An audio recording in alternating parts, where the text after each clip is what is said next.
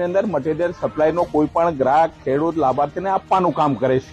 તમે નરેગાનું કામ મારા પુત્રો કઈ કરતા નથી, એ મટીરિયલ સપ્લાય કરે છે, એનું કામ એને કર્યું છે. એની અંદર 35 એજન્સીઓ છે અને એના માટેની સરકારે તપાસ કરાવી છે અને એની સામે એફઆર પણ થયા છે.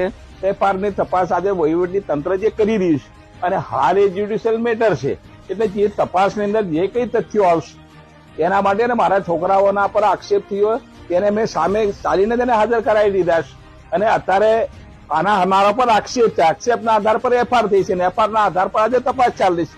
તપાસની અંદર જ્યુડિશિયલ મેટરમાં જે કઈ પરિણામ આવે એ અમને શિરોમાન્ય રહેશે. એના માટે અમારે કઈ અને અમે એના માટે સરકારની સાથે છીએ. સરકાર જે નિર્ણય કર્યો છે નિર્ણય સ્વીકારીએ છીએ અને એ માટે મારું વહીવટીતંત્ર જિલ્લાનું જે કામ કરે છે વહીવટીતંત્રને પણ હું અને મારા દીકરાઓ સહયોગ આપી જ રહ્યા છે.